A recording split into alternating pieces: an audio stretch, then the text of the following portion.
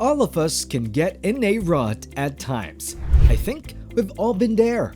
We've all experienced a time where everything is going great, but life just happens and everything kind of just gets out of balance again. Like, imagine you are this guy that you had a lot going on earlier in the month. You're actually doing pretty well. You read a lot of books, work out often, and get your work done on time.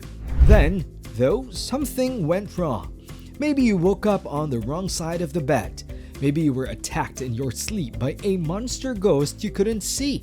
Everything seems a little different, no matter what's going on.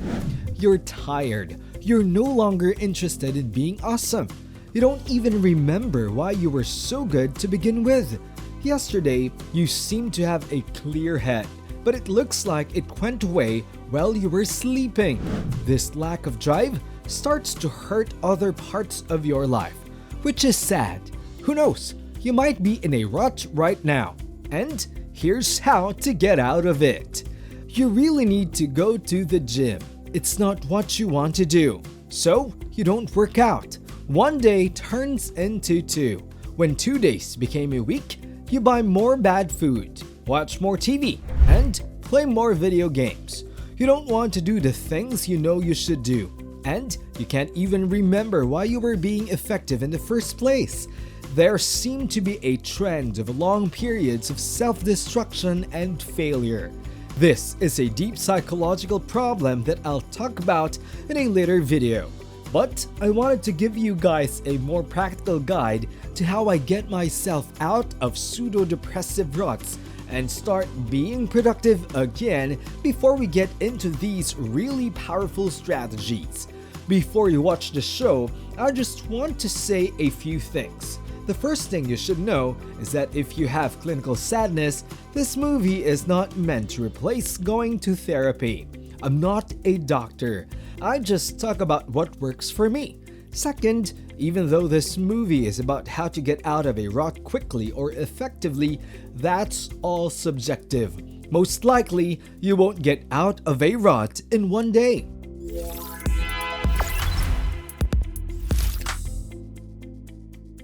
Don't forget to subscribe, hit the like button, and the notification bell to stay updated on our daily videos. So, the first step is to use the do something idea.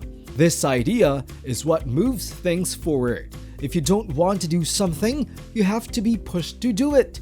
You need something to get the ball going, something to keep it going, and something to do. Most people think that to do anything, you need to be motivated, and that motivation comes from being moved by something. But acting on principle is a way to do something when you don't feel like it. For example, let's say you're looking around Reddit and find a Matt Davila movie. At the end, he says something that really moves you and makes you want to do something. That drive was enough to get you to work on your goals. But the do something idea says that inspiration, motivation, and action don't happen in a straight line. It's a never-ending loop, and you can start anywhere.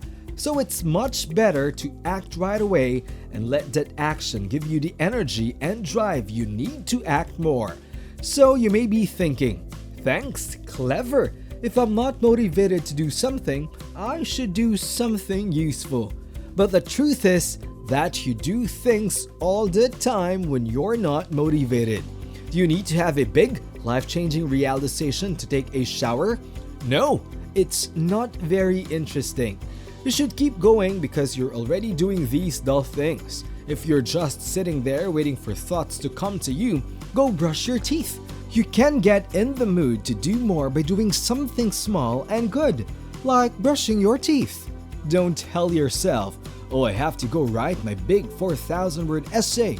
If you have to write a big essay, say something like, I'll open the Word document. I only have to do whatever comes to mind for a minute, but once I start writing, I want to keep going because I've already convinced myself to get there. In essence, it means to do something because you believe it is right. The second way, which seems to go against what I just said, is to give yourself small rewards when you do well. If you watch this station at all, I'm not going to pat you on the back and give you a reward. If you were in the same position, you might cringe at the thought of thanking yourself for taking a shower or something similar because you know you're capable of so much more. But it's important for your mental health to treat yourself for small wins, especially when you're in a tough spot. This is because you have two parts of your brain. And I don't mean right and left. I'm talking about the part of your brain that is closer to the stem and is more basic. This part controls things like motivation and feeling. You're more in the prefrontal cortex, which is where the reasoning, abstract, and moral parts of your brain are. If your prefrontal cortex knows to use your primal brain's do something concept to get you to act on something, it's important not to be too hard on yourself because you're negotiating with yourself. Don't treat the most basic part of your brain like a slave, or it won't feel like it's being heard. It will act out and refuse to do anything that your logical side wants it to do. So, you almost have to slowly win over your primitive brain by using your better sense. If you're too lazy to do much more than sit around all day and you used to do something moral to convince the primitive part of your brain to brush your teeth, take a shower, put on some nice clothes, and clean your kitchen. And you're getting really tired and cranky. Take a break. Even though it sounds suspicious, your smart side knows you should do a lot more than that. Just relax. Give yourself a reward for doing something good for once after binging on dopamine for days and have fun. So you might be wondering, how the heck am I supposed to get out of a rut if I don't ride this momentum into the sunset? This is what the third tip is all about. So, strategy. Number 3 is all about increasing overload, which is similar to the idea behind pulling weights to get stronger.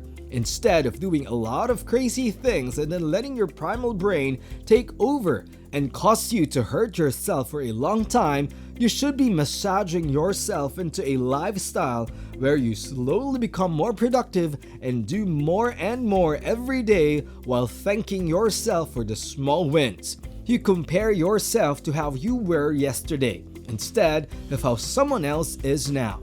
So, for example, making a plan to get out of a jam over the course of 7 days is a lot more realistic than trying to be busy all of a sudden. So, if you don't spend much time on the internet on this day, you should be able to do pretty much anything useful and be done with the day. Just do a little more each day and be happy with that. Tell yourself the next day that it wasn't so bad and it felt good to do something. If you do this every day, your left and right sides of your brain will finally start to agree. You'll feel like a phoenix rising from the ashes and turning back into the person you were at the beginning of the month. I can't stress enough how important it is to keep track of your goals and make time for yourself and your brain. The two sides of your brain need to work together for long-term success, and when they do, you can finally live the life you've always wanted in a very safe and sustainable way. That's it for today. Don't forget to give us a thumbs up below, subscribe, and hit that notification bell. We post videos every week, so stay notified. Thanks for tuning in. See you in the next video.